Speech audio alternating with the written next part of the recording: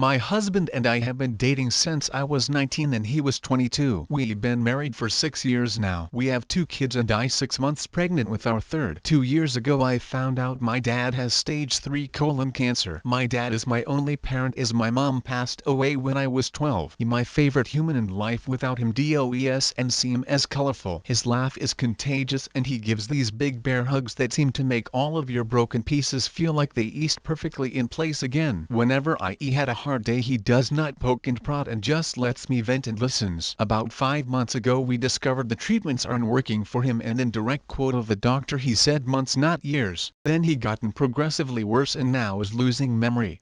He looked at the dog he got for me on my 21st birthday and said, "Wow, that a nice dog, where you get it?" My husband has been my absolute rock. He has been there for me, holding my hand and helping me through this. He been so loving and attentive to both my kids, and I don't get me wrong, I am a mother first always. I don't allow myself to wallow. My kids are still loved, cared for, played with, and I haven't let my load slack around my house. Once my dad got his updated prognosis my husband encouraged me to quit my job. About a month later we discovered we were pregnant again and I still had not let go of my job. I kept holding out for some reason. After finding out I was pregnant again he assured me it was still okay to quit my job, that honestly it would save us a small fortune on daycare costs anyways. So I did. I quit my job.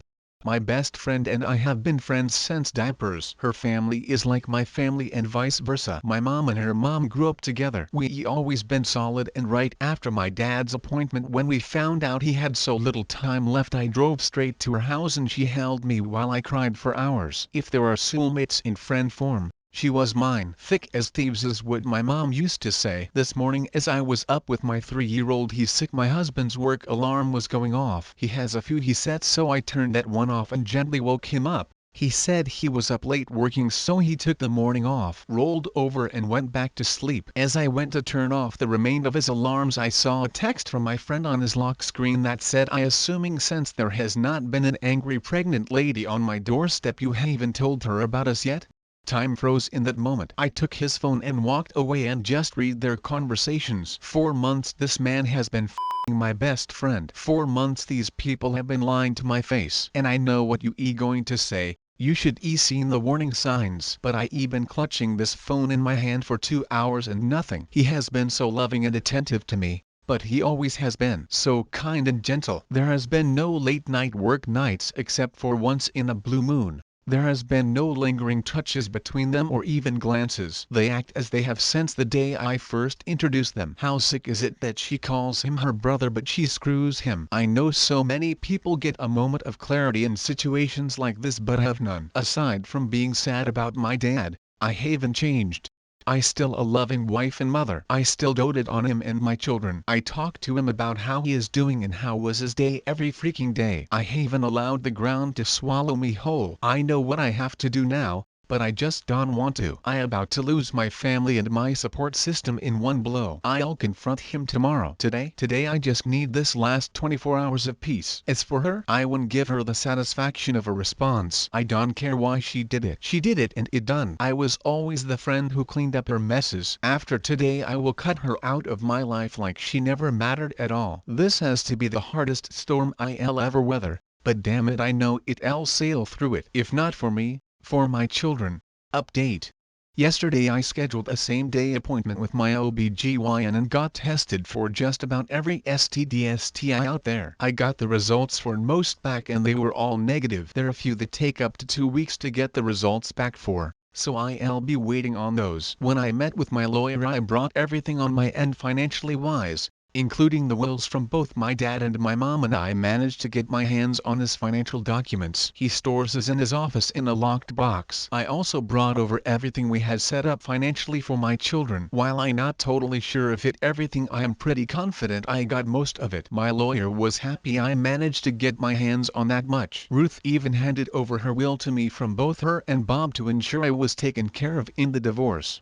My lawyer understands I am wanting a divorce immediately. However, she wants to make sure she is thorough and is not missing any key info. So hopefully I'll have actual divorce papers to give him in about 30 days. I'm not rushing her though. I letting the professional do her job. Now for the sit down. I asked Angie and Ruth to describe everything in detail on what happened. Angie, the revenge seeker that she is, forced them to sit through a slideshow she put together of all of the texts. I know a lot of you were concerned about one of them telling them sooner than later, but they were so secretive they didn't even tell their significant others about what was happening. Once the slideshow ended, Tyler tried lunging for Jess and Joe actually had to force him to sit down.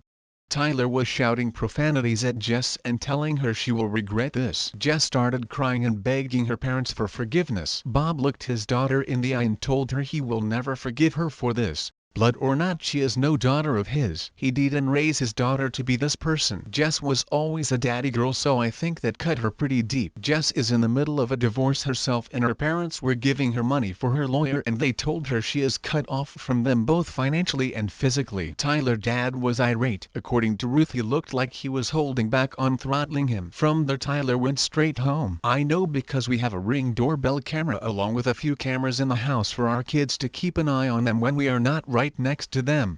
Tyler came home and saw that most of mine and the kids' stuff was gone and he lost it. Started yelling and throwing things. The house is now trashed with a few holes in the walls for decoration. When he didn't find us there, he went to my dad's. While I did spend most of the day, he was at work packing and moving things into my dad's house. We were already at his cabin. Tyler took a baseball bat to my dad's door, trying, and failing, to break it down. My dad's neighbor actually called the cops on him and he was arrested. His parents refused to bail him out. I had an appointment with my therapist today. I have had one for a year now since I was struggling with my dad, and it felt good to just cry it out and let everything out about how I was feeling. It was very helpful and she gave me a few tools to work through my emotions with this one.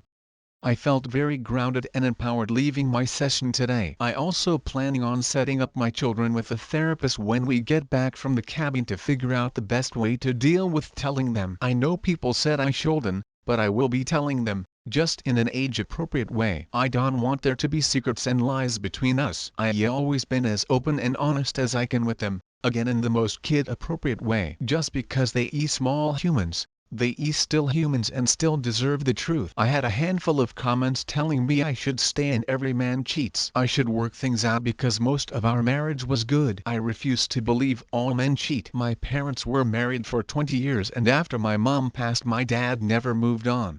I watched my dad love my mom for 12 of those years and cherish her. I will not accept anything less than that kind of love. He never cheated, nor did she. While I'm not sure when I'll be ready to move on, falling in love is the absolute last thing on my mind at the moment. I refuse to let Tyler win and destroy love for me completely. I will move on from this. Jess started blowing up my phone demanding I fix the situation and immediately blaming me. My lawyer told me to not block texts just in case they spill out an additional info I was missing. She was playing the poor me card very hard. The thing is though, I never influenced Angie and Bob to cut contact with their daughter. They made that choice on their own. She actually started blaming me for stealing the love of her life.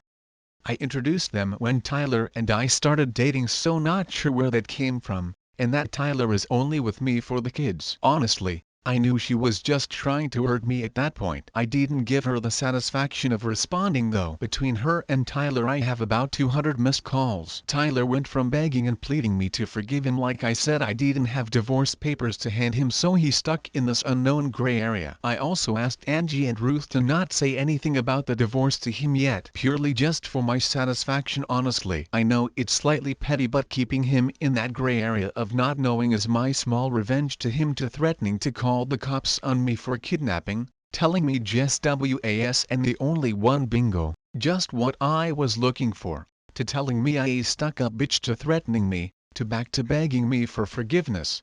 Honestly, it was just a whiplash reading those texts. I'd be lying in saying if those texts didn't hurt me and terrify me all at once, but I refuse to let them break me. As for both of them together, I don't think he is going to stay with her. I think he blames her for blowing up our marriage. Honestly, who knows though, they deserve each other. I was initially okay to do a 50-50 split with Tyler for custody, but after his reaction I don't feel comfortable with that, so I'll likely be going for full custody. Jake has about 30 days of leave he saved up and he going to be using them to help the kids and I get settled at my dad's house, and honestly to be there in case Tyler tries showing up going crazy again. He been such a big help to the kids and I lately, and I forever in his debt for this. Last night after the kids went to bed he hooked up his Xbox and we played a game called Diablo 4 together to help me take my mind off of things. It was fun. However, he did sort of confess that he always had feelings for me somewhere in the midst of things, but also told me to not say or do anything back. He understands a relationship or anything like that is not on my mind and wouldn't be for a while. He is and wrong, but just that he felt that way since we were teenagers and just wanted to get it off his chest.